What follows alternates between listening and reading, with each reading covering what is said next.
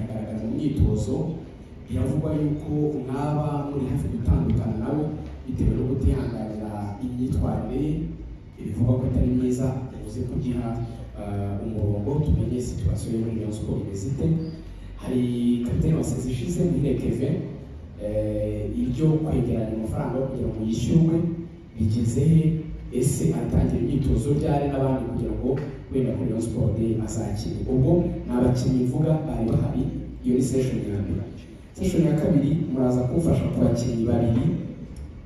Umuvugizi wa Rayon Sport bwo twamukiraga muri Radio Rwanda kwa gatandatu yaduhamirije ko Rayon Sport izahura umwataka ukomeye ugomba kuba byibura yabonetse imbere ya Rayon Sport Day.